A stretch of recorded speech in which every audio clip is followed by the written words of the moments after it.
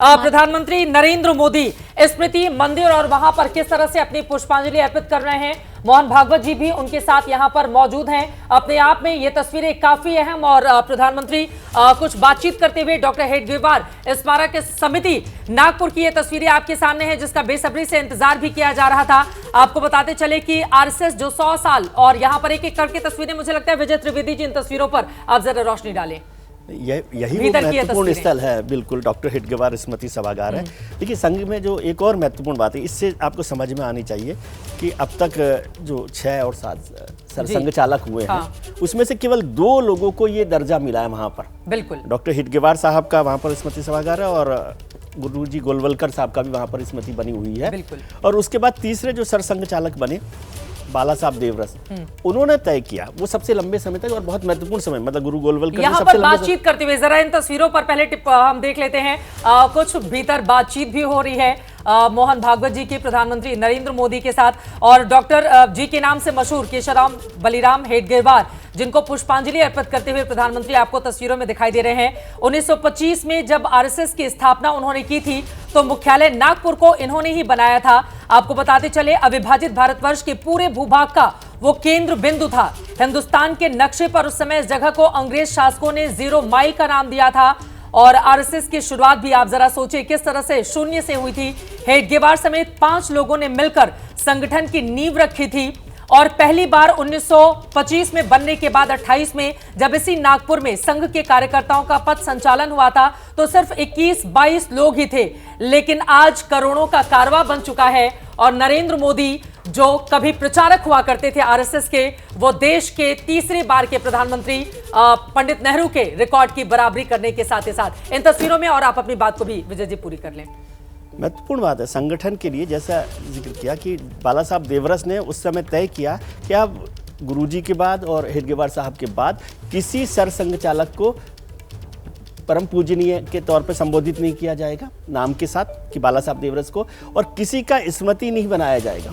तीसरी बात, संघ के जितने भी कार्यक्रम होंगे उसमें केवल इन्हीं 2 लोगों की तस्वीर रखी जाएगी। ये बहुत मुश्किल होता है, अपनी तस्वीर का लालच कौन छोड़ता है, लेकिन बाला साहब देवरस ने उसका फैसला किया और उसके बाद किया।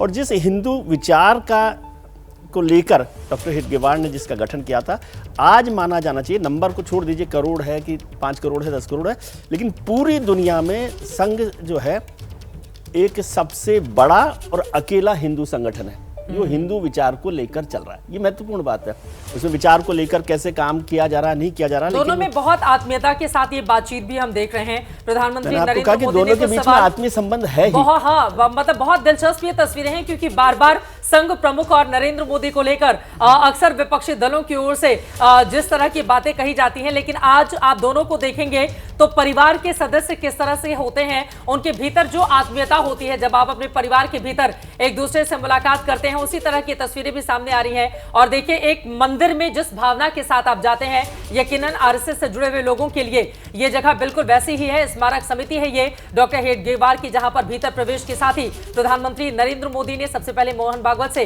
कुछ बहुत संक्षिप्त में चर्चा की है। हालांकि अगर विस्तार से उसकी तस्वीरें आएंगी, क्योंकि ये तस्वीरें धीरे धीरे करके हमारे पास आ रही हैं। जैसा कि मैंने आपको पहले भी बताया कि आरएसएस बहुत कम विश्वास करता है तस्वीरों या फिर वीडियो पर। हम सब जानते हैं कि कितनी ज्यादा कवरेज करने की हमारी कोशिश होती है, लेकिन हमेशा आरएसएस से जुड़े हुए लोग उससे इनकार ही करते हैं। लेकिन यहां पर आप देख रहे हैं गुरु को किस तरह से प्रधानमंत्री नरेंद्र मोदी ने नमन किया, श्रद्धा सुमन अर्पित किया और उसके बाद यहां पर मोहन भागवत जी ने भी श्रद्धा सुमन अर्पित किया, उनको नमन किया। राकेश शुक्ला जी, मैं चाहूंगी तस्वीरों पर एक जल्दी से आपकी टिप्पणी।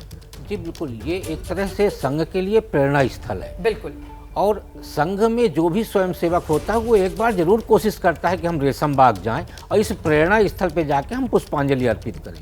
अभी विजय जी जो बता रहे थे, बहुत सही बात उन्होंने रखी कि संघ ने एक पद्धति तय की कि हमें हमारा जो प्रतीक होगा वो ध्वज होगा और हमारी प्रतिमा की जगह पे हमारी जो चित्र होगा वो भारत माता का चित्र होगा। तो आप देखेंगे संघ के किसी भी कार्यक्रम में हेडगेवार जी और गुरु जी का तो ठीक है रखा जाता है, लेकिन जो पूजा किया जाता है वो पूजा किया जाता है ध्वज और भारत माता की प्रतिमा का, जिससे पूरे राष्ट्र में एक रूपता रहे कि संघ व्यक्ति पूजक नहीं है, संघ राष्ट्र पूजक है और मुझे लगता है ये जो संघ का प्रेरणा स्थल है वो यही प्रेरणा देता है कि संघ की कार्य पद्धतियाँ क्या है। और जैसा मैंने पहले कहा कि संघ की मजबूती का कारण भी इसीलिए है क्योंकि अनुशासन, जैसे 9 बजे का टाइम तय हुआ था तो प्रधानमंत्री जी ठीक 9 बजे पहुंचे हैं रेशम बाग, 1 मिनट की देरी नहीं हुई। मैं एक छोटा सा उदाहरण देना चाहता हूँ चित्रा जी। आगरा में कार्यक्रम था एक संघ का और मोहन भागवत जी उसमें उपस्थित रहने वाले थे। केंद्र के एक मंत्री को भी उसमें उपस्थित होना था। केंद्र के मंत्री जी आधा घंटा विलंब से पहुंचे, जैसा कि उनको लगता है कार्यक्रम में देरी से पहुंचना चाहिए और कार्यक्रम प्रारंभ हो चुका था और उस केंद्र के मंत्री को अंतिम पंक्ति में बैठ के पूरा कार्यक्रम में रुकना पड़ा। मैं बीच में छोड़ के नहीं जा सकते तस्वीरें गौर से देखिए क्योंकि पहली बार ऐसा हो रहा है जब बतौर प्रधानमंत्री नरेंद्र मोदी वहां पर पहुंचे हैं। इसके पहले साल 2000 में अटल बिहारी वाजपेयी भी वहां पर पहुंचे हुए थे। लेकिन आपको बता दें इस समय मौजूदा वक्त में नागपुर में यहां पर जिसकी तस्वीरें आपको दिखा रहे हैं, संघ से जुड़े हुए जितने भी पदाधिकारी हैं उन सभी की वहां पर मौजूदगी है। और उसके पहले जब अटल जी गए थे तो कुछ लोग नहीं थे, लेकिन जैसा कि मैंने जानकारी कल इकट्ठा की, सारे के सारे पदाधिकारियों के इस वक्त वहां पर मौजूदगी है। मैं चाहूंगी वो तमाम चेहरे जिनको आप देखें, क्योंकि बहुत सारे चेहरे ऐसे हैं जो मीडिया से अपने आप को बहुत दूर रखते हैं। मैं चाहूंगी उनके बारे में भी आप जानकारी दें।